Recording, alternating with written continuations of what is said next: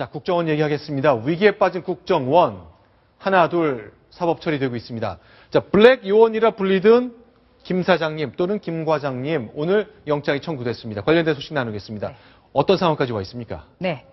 지난주 토요일 날 김 사장, 그러니까 네. 검찰의 국정원 비밀요원인 김 사장이 지난주 네. 토요일 날 오후 7시경에 긴급 네. 체포가 됐죠. 네. 48시간 미만, 그러니까 오늘 7시 전까지 구속영장 청구 여부가 결정이 돼야 되는데 네. 5시경에 구속영장이 청구가 됐습니다. 네.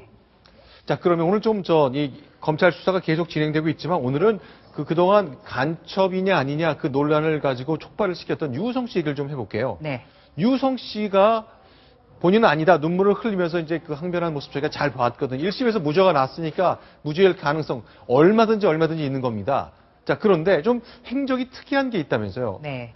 바로 이제 유우성 씨가 네. 대북 송금 브로커 역할을 했다. 네. 그러니까 여기에 지금 탈북자들이 네. 그 북한에 있는 가족에게 그 돈을 송금을 하는데요. 네네. 이 송금액의 30%를 브로커비로 수수료로 받고 네네. 그 대북 송금을 해준 그런 고리 역할을 했다. 네. 이런 지금 정황들이 포착이 됐습니다. 그러니까 그래서- 유우성 씨가 탈북한 뒤에 그러니까 화교잖아요. 북한 네. 사람이 아니라 중국 국적을 가진 북한에 태어난 분이긴 한데 송금 브로커 역을 하면서 돈을 4억 원을 벌었다. 이게 네. 확인이 된 숫자인가요? 네, 일단 2년 반 동안에 네. 26억이라는 돈을 북한에 송금하고 4억 원을 벌었고 네. 또 중국에 고급 아파트를 구입한 사실이 포착됐다. 이 검찰 수사 결과입니다. 아하, 네. 그렇군요.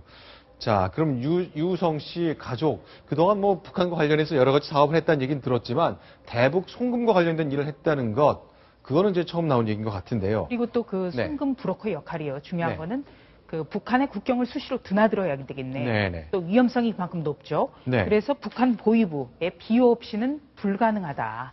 그러니까 검찰에서는 지금 그 유우성 씨가 간첩이다.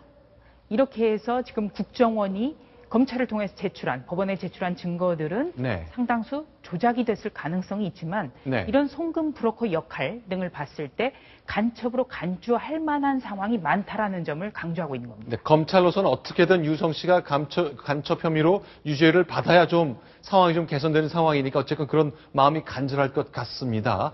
근데 이제 일반인 입장에서 봤을 때는 네. 그 고급 아파트를 사고요. 네.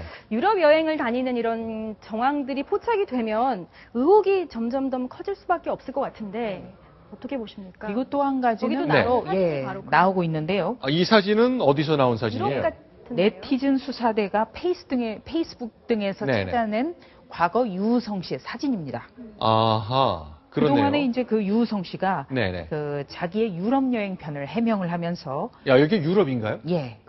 아. 유럽 여행 곳곳을 지금 다녔는데요. 네네. 그동안에는 나는 참 돈이 없는 구핀판 생활을 했기 때문에 네네. 뭐 영국에서 2008년에 6개월 동안이나 세차장 일을 하면서 알뜰히 네. 생활을 했고 네네. 내 평생 언제 돈이 있어서 유럽을 가겠느냐 이렇게 설명을 보면 해왔는데 에펠탑 모습도 가운데 아래쪽 사진 보면 보이고요. 네. 왼쪽도 보이고. 한가운데는 또 한가운데는 호수에서 굉장히 그 한가로운 생활을 네. 지금 하고 있죠. 멋진 선글라스를 낀 프랑스에서의 여행 모습이 쭉 스스로 올린 거네요. 네. 사진 찍은 걸 보니까 연도는 2008년으로 되어 있네요. 네. 바로 2008년에 유우성 씨가 2008년 생활에 대해서 뭐라고까지 했냐면요. 네. 나는 에펠탑 근처에서 노숙을 하기도 했다. 아하. 굉장히 궁핍한 대학생 여행을 했다. 이렇게 네. 얘기를 했습니다.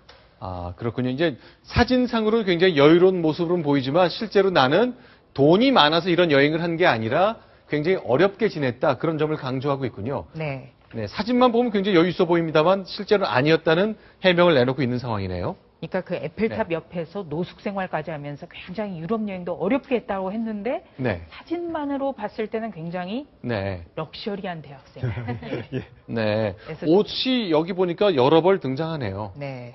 뭐 노숙을 했다고 해서 옷을 한 번만 입어야 되는 건 아니지만 일단 다양한 모습을 저희가 확인할 수 있었습니다. 그래서 검찰에서는 지금 네. 어떻게 해서든지 유우성 씨를 의심할 만한 정황을 지금 계속 네. 포착하는 대로 언론에 브리핑도 하고 있는데요. 네네. 또 네티즌 수사대라는 그 단체가 있죠. 네. 여기에서도 네. 그 페이스북 등을 통해서 찾아낸 사진들을 계속 올리면서 네. 유우성 씨가 정말 좀 이상한 거 아니냐 이런 네. 관측들이 계속 나오고 있습니다.